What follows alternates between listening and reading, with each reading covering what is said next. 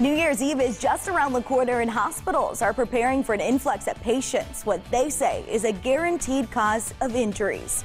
And officials are looking for new methods to help fight violence in one upstate county. We'll tell you what's standing in the way of a Boys and Girls Club coming to Greenwood.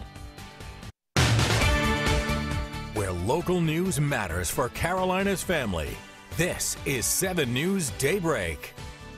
Good Saturday morning. Thanks for joining us. I'm Nicole Ford in for Kimberly Brown. Storm Team 7 meteorologist Jackie Brown is standing by in the Weather Center with our forecast first. All right, good morning. Well, we are going to see a little break from the rain for today. We are seeing some cloud coverage. We'll see partly cloudy to mostly cloudy skies for today. We aren't really tracking much, so that's the good news for today, a little bit of a break, but we do have fog. So if you're headed out anytime soon, just know we do have that dense fog advisory in effect until 9 o'clock this morning. Fog visibility range, we're seeing less of it in Elberton, a half-mile or less in Franklin and Rutherfordton. So some areas of that patchy fog are out there. Over the next 7 hours, though, we'll see sun, we'll see clouds. We're going to have a nice mild day today. We'll talk more about that. And unfortunately, a wet New Year's Eve and New Year's Day. We'll have more details on that coming up. Nicole. Thanks, Jackie. Now, we're just days away from one of the biggest party nights of the year, but it's also a big time for injuries. Now, emergency room doctors say they see an influx of patients this time of year. One reason is because normal doctors' offices don't have regular hours. Plus, more people are traveling and participating in activities that can lead to more injuries. So the hospitals try to pre-plan and anticipate anything that may come through their doors. But one guarantee is injuries associated with mishandling fireworks.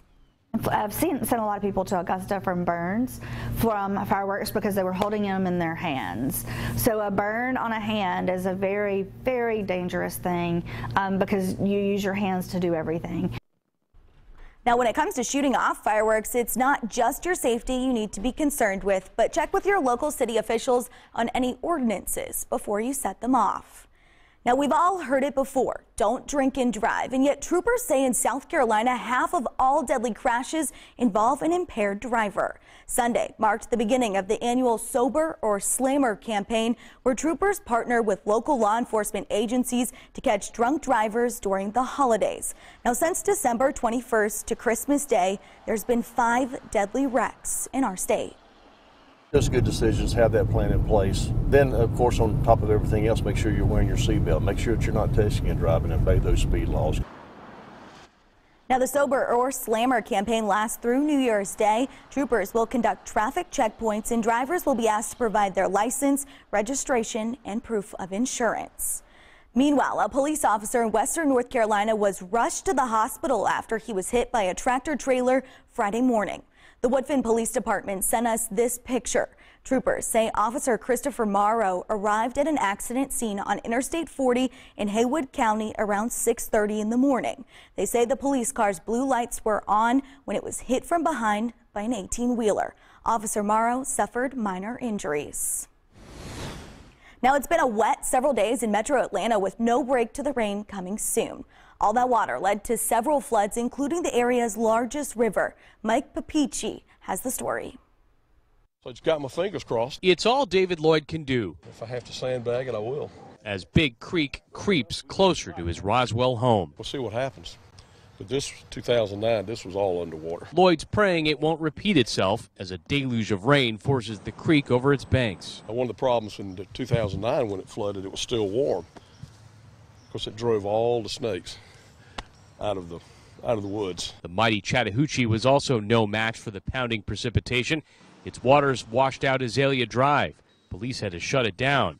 And up the street, we found a waterlogged Don White Park over in East Roswell. And right now you can see we can't access the courts. We encountered Connie Austin surveying what the river, it's amazing how strong and damaging water can be, did to the Martin's Landing River Club. The river is right here, and you know, years ago we had the same thing happen and we had to rebuild a clubhouse, and it flooded the pool, and it's amazing how high it can get with this amount of rain this quickly. And some other parts of North Georgia are experiencing similar flooding. Now, new information this morning. A South Carolina lawmaker wants to expand requirements for a hunter education course. Right now, hunters born after 1979 are required to take the course. But Senator Harvey Peeler from Gaffney has pre-filed a bill that would require that course for all hunters. Now, some hunters are on board simply because the industry has changed since that age restriction was first implemented. Our wildlife is changing. We have hogs. We have hogs that are now becoming an issue. I mean, look at Simpsonville and Fountain Inn. Simpsonville, right there where Target is, and CVS used to be a farm. Now you got to be 200 yards away from a resident to hunt. Now, the 8-hour course is offered for free by the Department of Natural Resources and teaches hunters how to interact with both people and wildlife. Details on how this course will be rolled out and applied to hunters born before 1979 will still have to be worked out during this session. North Carolina's election board is disbanding without certifying the results of the 9th congressional district race. The board officially dissolved Friday at noon, less than a week before the new U.S. Congress convenes January 3rd. The filing came a day after a state court panel denied a stay to keep the state elections board in its current form. The election board has refused to certify Mark Harris as the winner while it looked into evidence of absentee ballot issues. Now, new this morning, Greenwood County leaders are looking into how to prevent violence. One idea they're exploring is bringing a Boys and Girls Club to the area. This all began about 6 months ago when members of the county council formed an anti-violence task force. Since then, stakeholders have been meeting for forums and brainstorming ways to reduce violent crime. The idea to open a Boys and Girls Club was born from these discussions.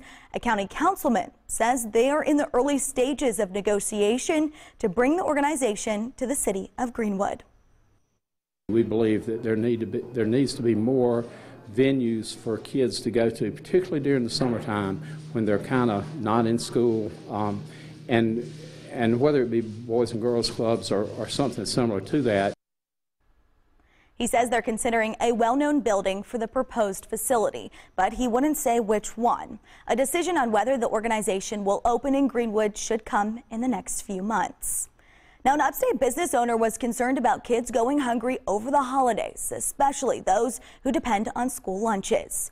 Ghazi Farin owns Frank's House of Pizza in Fountain Inn, and earlier this week he posted this on Facebook. Quote, "If there is anyone that needs help to fill a meal, please reach out to me and I will be more than honored to help. You remain anonymous." He says 26 or 27 people called him for help within 48 hours of posting. Everybody thinks Simpsonville is all, rosy with all the growth and the manufacturing and all the new businesses popping up, but there's a lot of people around here that are struggling really bad. Now, if you are in the Simpsonville area and are in need of food for your family over the holiday break, you can call Frank's House of Pizza. That number's 864-409-2334. And still to come on 7 News Daybreak, it's time to make your resolutions, but will you stick to them? We've got some tips on how to make your New Year dream a New Year reality. And let's take a live look outside over Asheville. You're watching Daybreak Saturday. We'll be right back.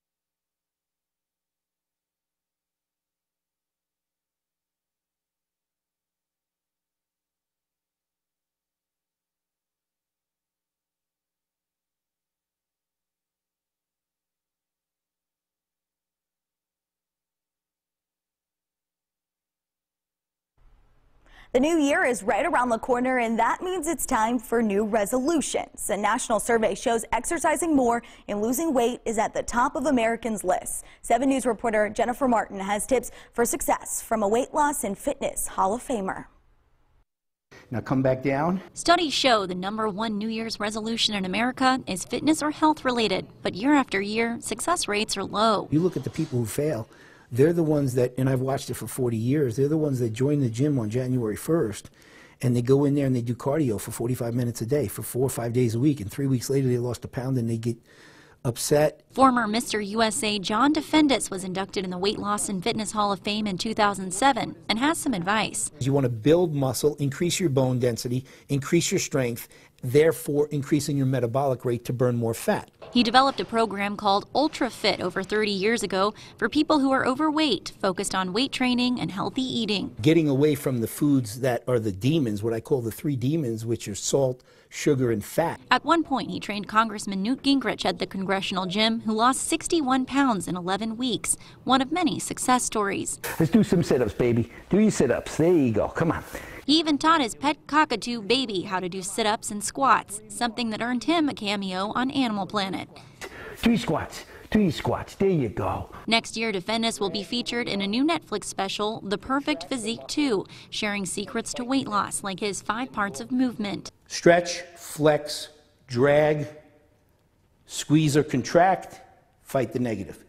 Something he shares with success stories like Maggie Sir, who lost 20 pounds in 2 months already. Resolutions cast aside. If you let it be something that's only a New Year's resolution rather than a lifestyle change, you're going to miss the lesson learned along the way. In Greer, Jennifer Martin, 7 News. Now, according to U.S. News, about 80% of New Year's resolutions fail by the second week of February. And coming up with another holiday in just a few days, the CDC releasing new numbers showing a significant increase in flu cases. How to make sure you stay healthy when we come back. All right, and we're seeing areas of fog this morning. A nice break from the rain. We'll talk more about your New Year's and New Year's Eve forecast coming up in minutes.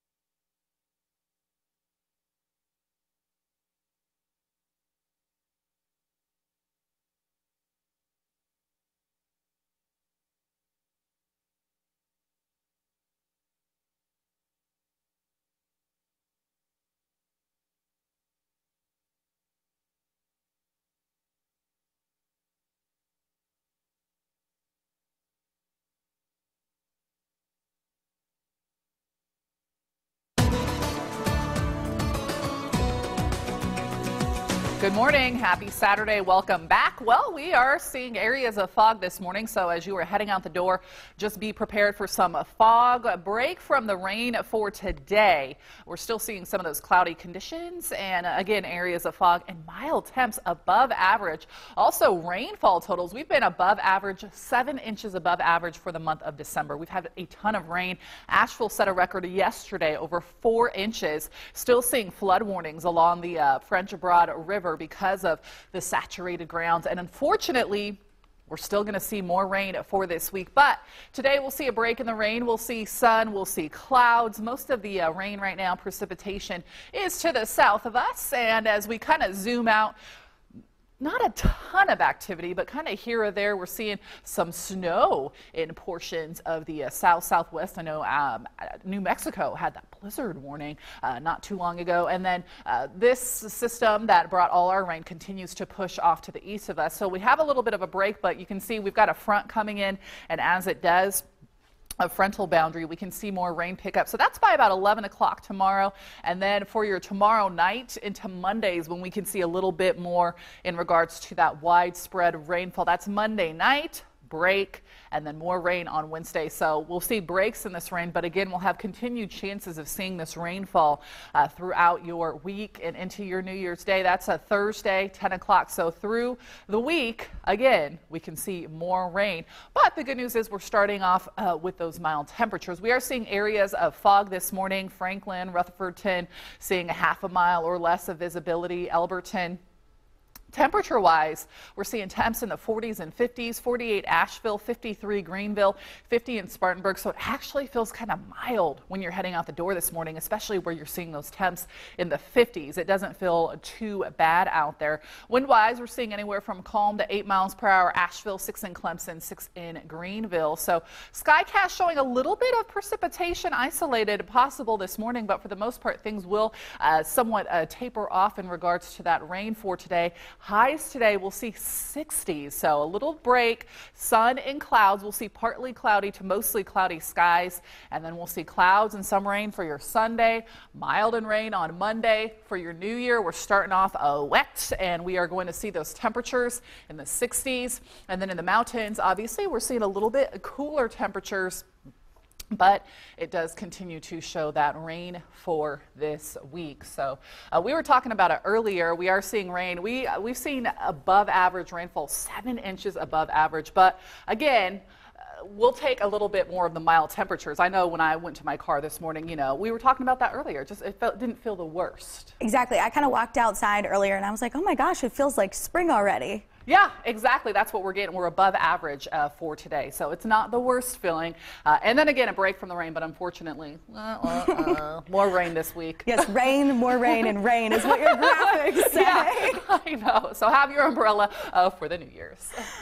Thank you, Jackie. Now, in your Consumer Watch, there's no official word on whether Sears found a buyer to stay in business. The retail giant is in bankruptcy and is looking for a bidder to buy its remaining stores. Potential buyers were given until 4 p.m. Eastern on Friday to submit their bids. Meanwhile, the company announced the same day that it's closing 80 additional stores. That means the retailer that had about 700 stores before the bankruptcy filing will be down to about 400.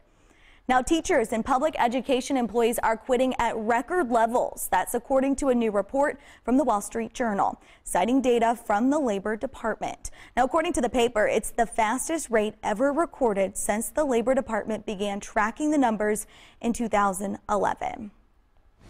Now, flu cases are on the rise. That's according to the latest report from the Centers for Disease Control and Prevention. The CDC says the number of states with high flu activity is up from the previous week surveyed. Karin Kaffa has more. Just in time for a busy holiday travel weekend and massive New Year's Eve celebrations where millions will ring in 2019 in tight quarters, the flu is on the rise. The CDC Friday reported a jump in the number of states with high flu activity over the previous week surveyed. Colorado and Georgia now joined by Alabama, Kentucky, Louisiana, Maryland, New Jersey, New Mexico, and South Carolina. 9 states with elevated flu numbers. Also with high flu activity, New York City, where holiday tourism is in full swing and 2 million people are expected to pack Times Square on New Year's Eve. The CDC also reported 4 more flu-related deaths in children, bringing the total to 11 for the current season.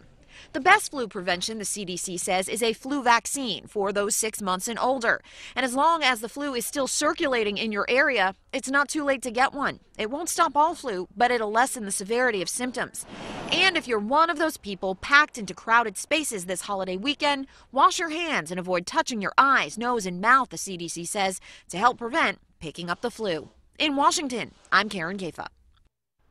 Also in medical news, the number of children dying from opioid poisonings has nearly tripled in the last decade. A new study from a medical journal showed 9,000 pediatric deaths between 1999 and 2016 due to opioids. A majority of them were accidents, and many of them happened at home.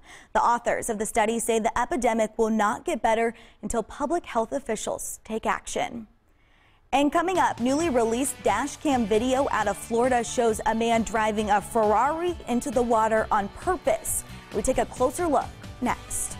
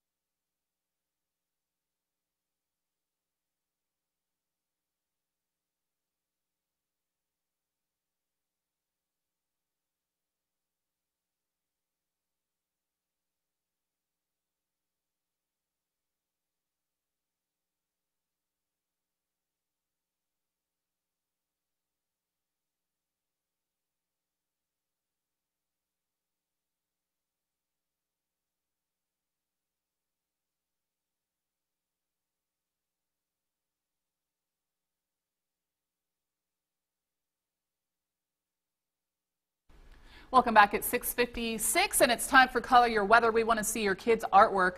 Go to WSPA.com, download the coloring sheet, upload a photo to our website. We're going to feature a new drawing every single Tuesday and Thursday, so kids, get to coloring. And filmmakers have picked out a title for the upcoming movie about children's TV host Mr. Rogers. It will be called A Beautiful Day in the Neighborhood. That was the theme song for the beloved show Mr. Rogers' Neighborhood. Sony Pictures announced the title Thursday. Tom Hanks will star as Fred Rogers in the film, which is set to hit theaters in October of next year.